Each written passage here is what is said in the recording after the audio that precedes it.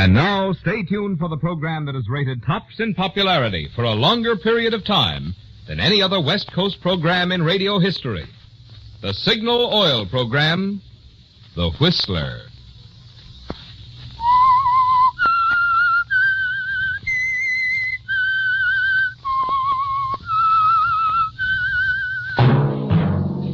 Signal, the famous Go Farther gasoline, invites you to sit back and enjoy another strange story by The Whistler.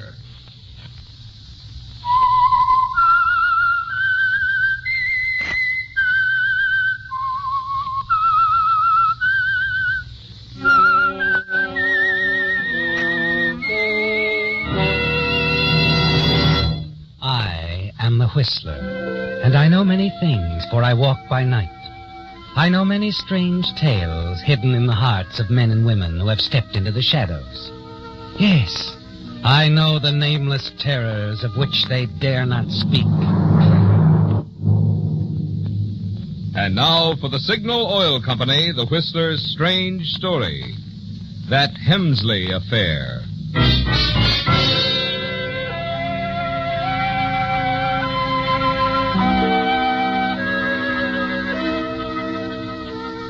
A cold gray blanket of fog caressed the English coast. The village of Hemsley wore it like an ominous shroud. And Sarah Bolton, standing at the window of her home on the crest of the cliff, pulled her shawl closer about her shoulders as she listened to the distant baying of dogs. Minutes later, the sound grew closer, and then she heard the footsteps along the fieldstone path. Hurrying again to the open window, she could see the outlines of a burly, heavily dressed man approaching the house. In the crook of his arm rested a rifle. Sarah trembled at his knock on the door, hesitated, then opened it slightly and peered out. Why, good evening, Constable Harwood. You're so far from the village. What brings you out this way? Well, there's no cause for alarm now, Miss Sarah. But there's been a robbery in London this very afternoon. Oh, indeed? The bandit was wounded. We know that. A Bobby's bullet caught him. Well, he's been traced to this neighborhood. No. Just wondered now if you'd heard any noises, seen anyone strange prowling about. No, Constable. Goodness. No cause for alarm, you see. I must disagree. You alone? Yes, Enid's gone to the cinema with our boarder, Mr. Pembroke. Oh. Well, he'll no doubt see your sister back safely, Miss Sarah. But you know you'd best lock up the place. Keep all the doors and the windows tight shut. I will.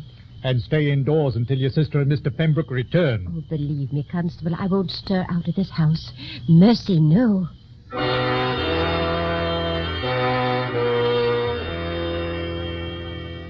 You watch as the constable walks off down the path, rejoins his men near the front gate. The dogs begin an impatient, annoying baying as they're led off into the night. A shiver runs through you, doesn't it, Sarah? And you tell yourself that you must fix some hot tea at once. In the kitchen, your hand trembles nervously as you go about it. And then as you sit down to drink it, there's a sound at the front of the house. You stiffen, wait nervously, until your sister Enid appears, accompanied by Mr. Pembroke. Sarah, have you heard the news? A bandit. He took £10,000 from a bank in London today, and now he's wounded and they're searching for him out here on the cliff. Now, Enid, don't upset your sister. It's not pleasant news that a criminal's about. I should say not. Not pleasant, but it's exciting. Oh, you fixed the tea, Sarah. Mr. Pembroke, you were saying you were chilly. Yes, that I was. But that was thoughtful of you, Miss Sarah. Help yourself. Did you enjoy the cinema? Yes, very much. Very much.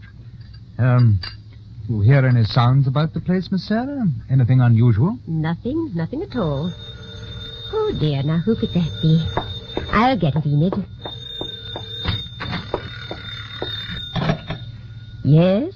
Sarah, that you, dearie? Oh, Mrs. McMurtry, how are you? Have you heard, dearie, about the bandit? Right here in Hemsley, the constable said. Imagine he stole £10,000. It's only one of the villagers, Mrs. McMurtry, excited, eager to chat about the bandit. You're hardly listening to a word she's saying, Sarah. You let her talk on and on. And finally you manage to break away from her. And as you return to the kitchen... Oh, Mrs. McMurtry, all excited. She'd have talked to her. Enid, where's Mr. Pembroke? Oh, I sent him down to the basement to fetch a jar of your marmalade. What? Why, anything wrong, Sarah? No. No, but he might have trouble finding it. I'd best get down there myself. Oh, Miss Sarah, well, you didn't have to come down. No bother, Mr. Pembroke. Well, I was just about Here, to... not the closet. I'll find the jars for you. Oh, well, now you're very kind. Looking after our welfare and appetite. It's this cupboard. Oh. Yes, here we are. Oh, yes. Fine. Well, back we go, to the hot tea. After you. Mind the stairs.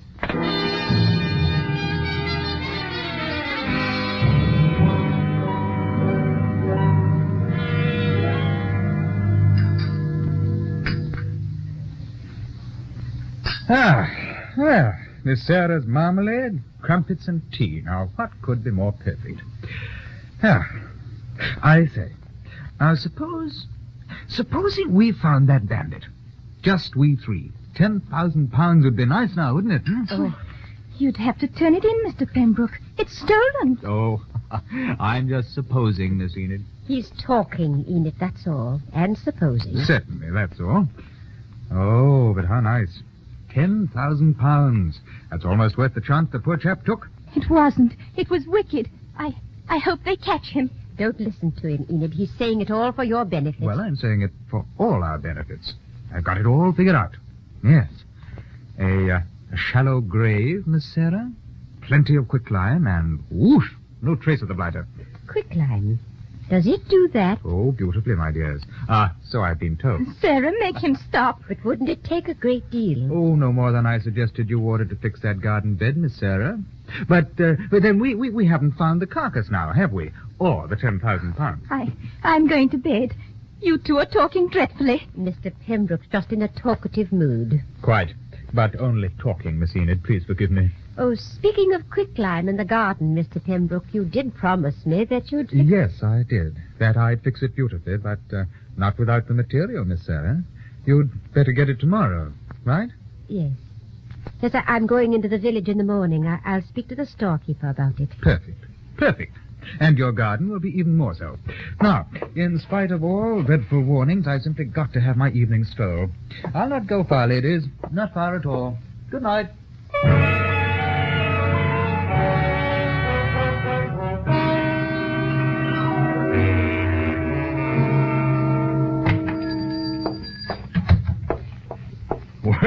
Well, good morning, Miss Sarah.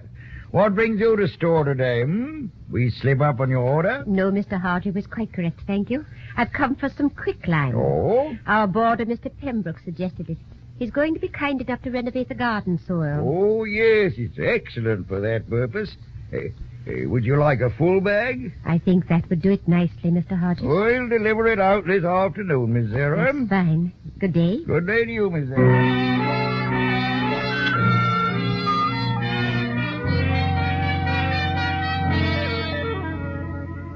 You've other things to do in the village, haven't you, Sarah? And you spend about an hour shopping, browsing. And then upon your return to the house, you're startled at the distinct sound of someone moving about.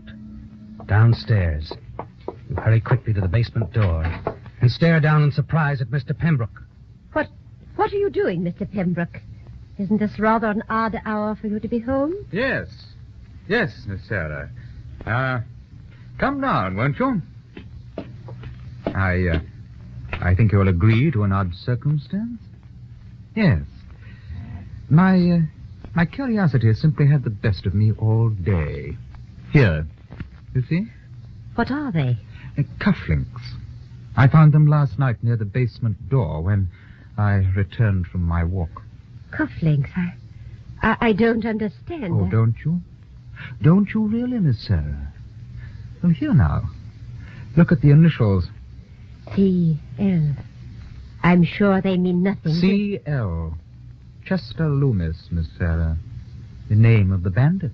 Our London bank robber. He of the missing 10,000 pounds. What? Oh, now, please, Miss Sarah. You're not the actress you fancy yourself. Come over here, my dear. The closet. No. Yes. The one you kept me from opening last night. Now, let's see what we shall see, Not marmalade, not even the 10,000 pounds, but quite unmistakably a strange guest. Yes, Miss Sarah. It's Chester Loomis, and he is quite dead. I don't know a thing about it. Oh, come now, Miss Sarah. Chester Loomis, wounded, hiding, crawled into the house and locked himself in your closet? Hardly. Now, do tell me, in what neat spot did you hide his loot, the 10,000 pounds? Shall we discuss it over tea? Sarah?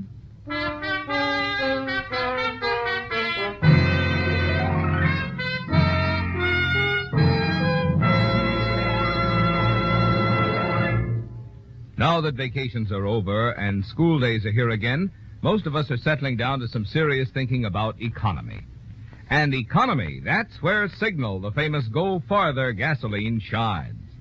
Yes, if you've lived out west any length of time, you already know that throughout the Pacific Coast states, from Canada to Mexico, Signal gasoline has an enviable reputation for mileage. But mileage, mind you, is only half of Signal's story, and it's easy to see why. After all, in order to give you such good mileage, today's Signal gasoline has to help your motor run more efficiently. And when your motor runs efficiently, naturally you also enjoy quick starting, peppy pickup, and smooth, quiet power. More of the things that make driving more pleasure. That's why we say mileage and performance are like birds of a feather. They go together. You're sure of both when you power your car with Signal, the famous Go Farther gasoline.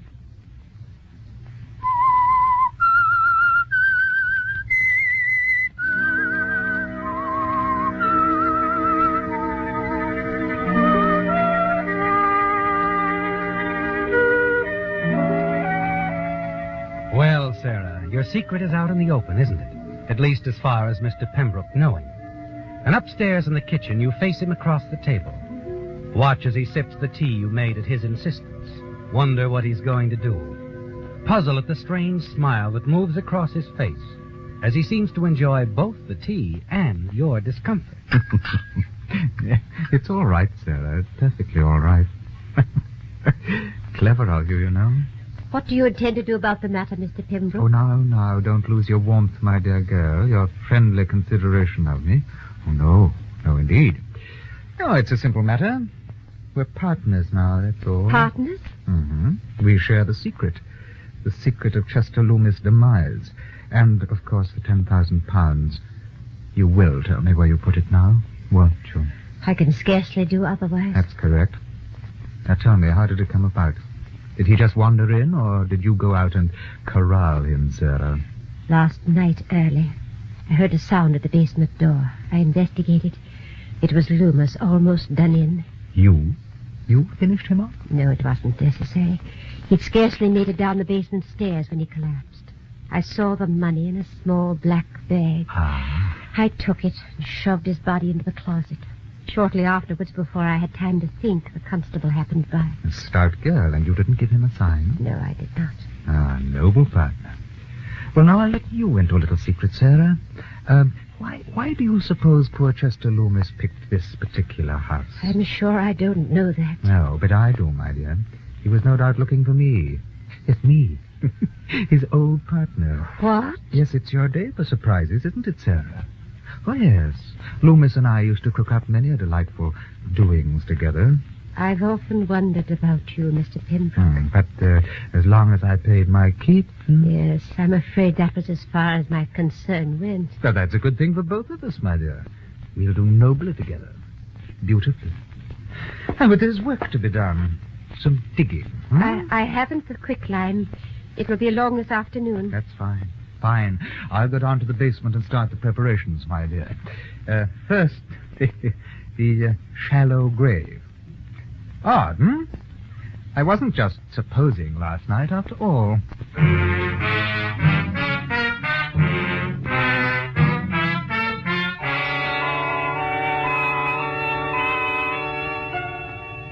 Upstairs, you pace the floor of your room. It's unfortunate, isn't it, Sarah, that Mr. Pembroke made this discovery, that you must share the 10,000 pounds. Of course, he will be a help. You can hear him hard at work all afternoon. You wonder when the quicklime will arrive. You're startled when you receive a phone call from the storekeeper that they're out of quicklime, and it won't be long until tomorrow. You hurry down to the basement and tell Mr. Pembroke. Well, no matter. We'll do without, that's all. We'll jolly well do without. Well, you're certain it'll be all right? Oh, of course. It'll have to be all right. Oh, it's devilish hard work, this. I could do with a brace of a girl. I don't suppose you'd have a drop about the house, hmm? No. No, I didn't think so. How long before you're finished? Oh, I'd say about another hour. Oh, this stuff's as solid as concrete, nearly. I never ran into anything quite like that before. Wait. Hmm? Listen. Yeah, someone's moving about upstairs. It's Enid. She's back from work. Oh, that time already? Well, we can't go on with this now, that's certain. She's bound to hear. You can finish tonight after she's gone to bed. Better she were out of the house, don't you think? Yes. Yes, all right. I'll see what I can do.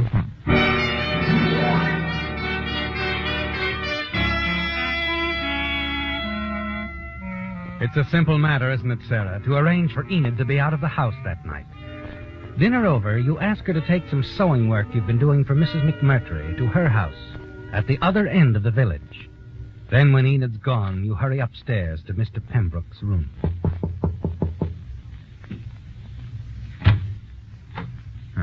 Coast clear, is it? Yes.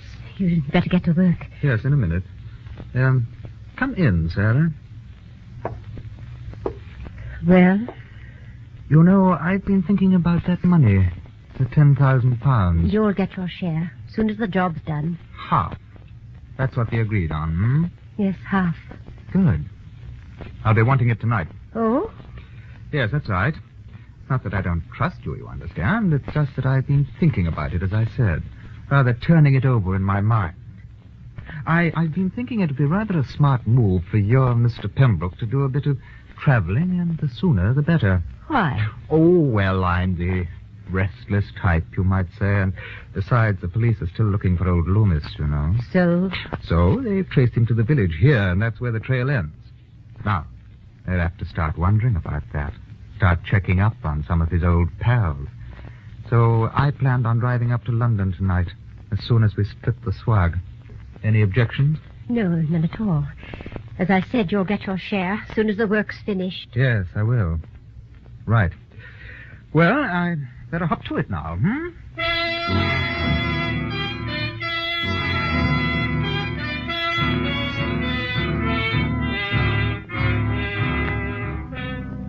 He's right, isn't he, Sarah? It wouldn't do at all to have the police coming around, asking questions of Mr. Pembroke. Downstairs again in the kitchen, you pace the floor, occasionally stopping to glance out the side window. You can hear him down in the basement, the dull thud of the pickaxe.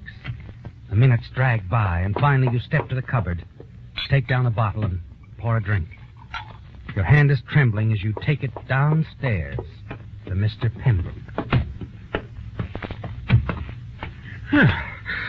Well, what have we here? I thought you might need it. I forgot we had it. I could do with a spot. When's Enid expected? Not for another hour, I'd say. Mrs. McMurtry's a bit of a talker. That's good. We'll be in the clear by then. Friend Loomis safely tucked away, neat and proper like, hmm? Everything back in its place. Well, I'll have a go at it again.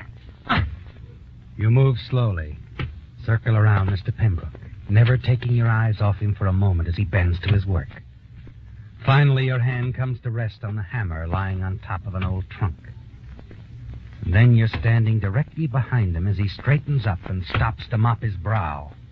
You lift the hammer high and then bring it down.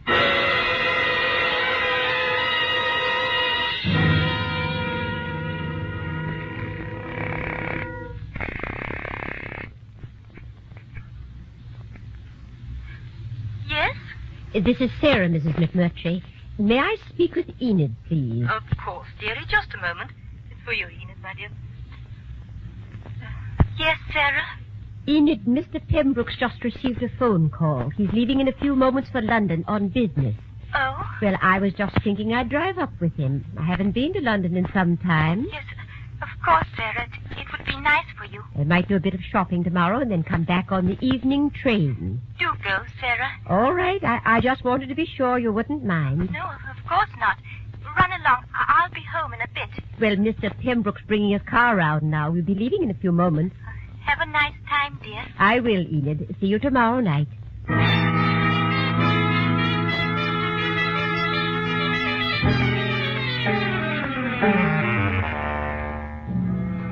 You hurry back down to the cellar. Make certain everything is in order. The old trunks move back over the spot where Mr. Pembroke was digging the grave. The grave he now shares with his old partner in crime, Chester Loomis. Then you slip into your hat and coat. Hurry outside. Slide in behind the wheel of Mr. Pembroke's car. And drive off into the night toward London.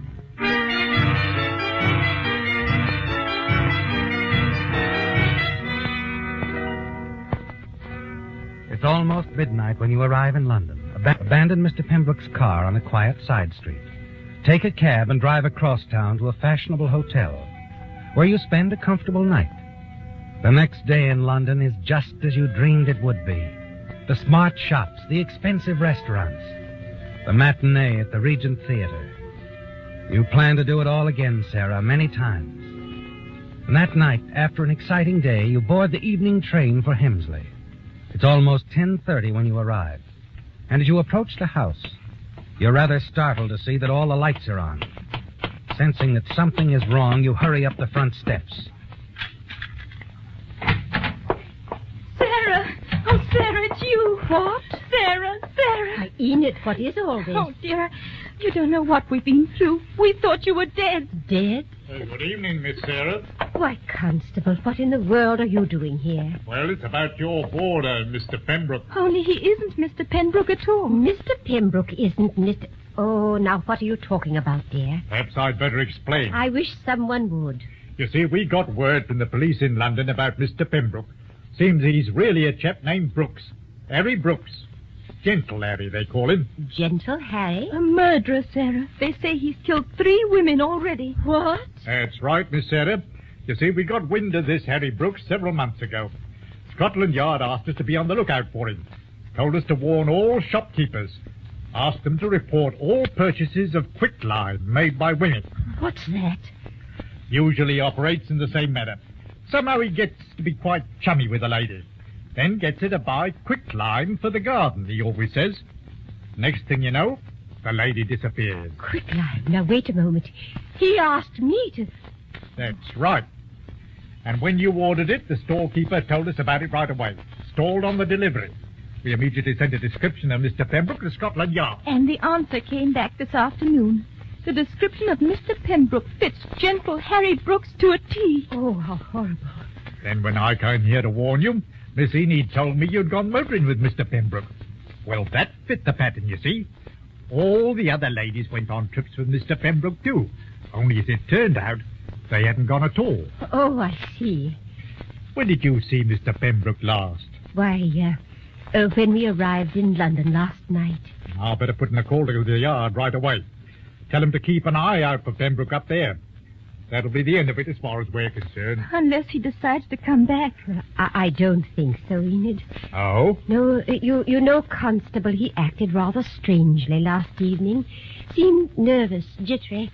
Do you suppose he suspected the police were closing in on him? That's possible. Yes, I'm sure of it. I'm sure he did. No, Enid, under the circumstances, I don't think we'll ever see gentle Harry Brooks Pembroke again.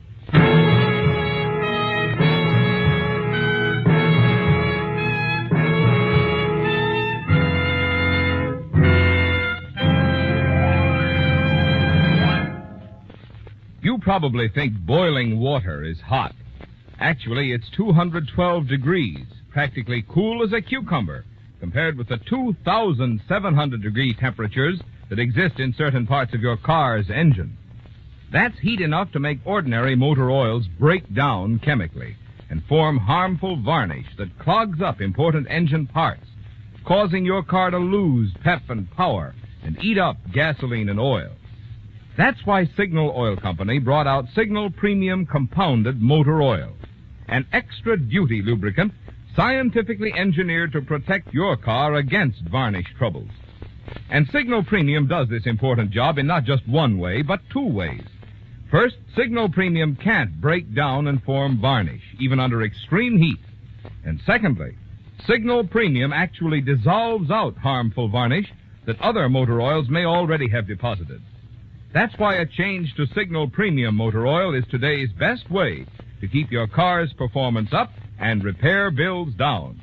And, of course, the place to change to this extra-duty Signal oil that does so much more than just lubricate is at a Signal service station.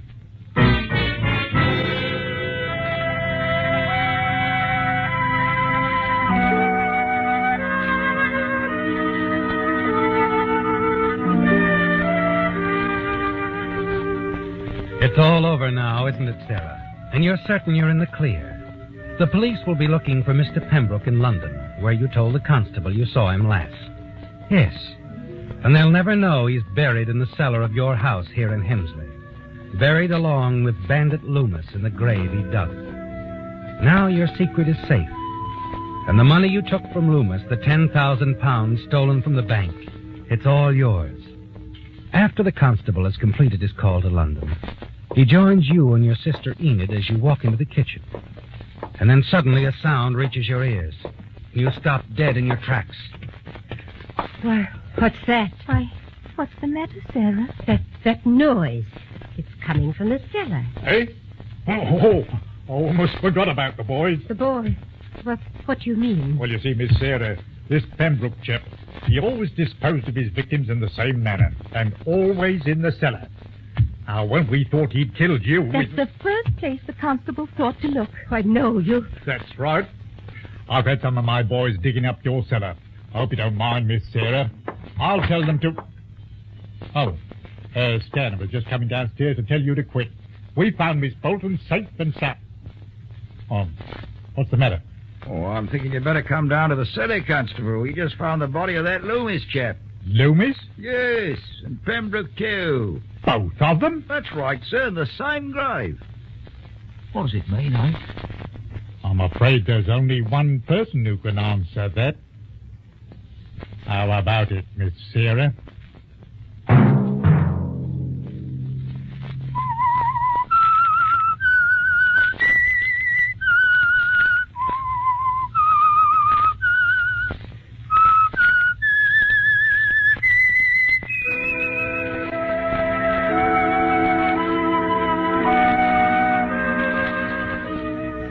Let that whistle be your signal for the Signal Oil program, The Whistler.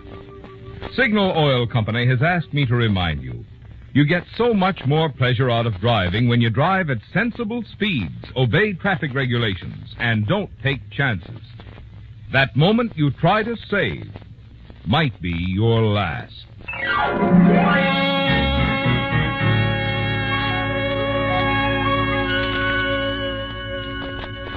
Featured in tonight's story were Bill Foreman, Sarah Selby, and Ben Wright. The Whistler was produced and directed by George W. Allen, with story by Adrian Jondeau, music by Wilbur Hatch, and was transmitted to our troops overseas by the Armed Forces Radio Service. The Whistler is entirely fictional, and all characters portrayed on The Whistler are also fictional.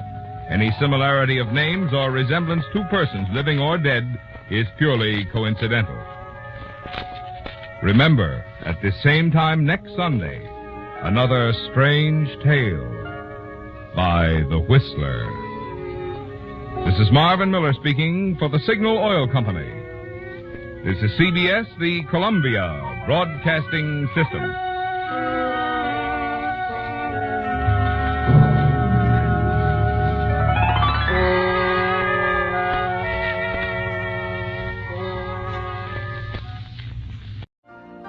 You've been listening to the OTR Gold Network.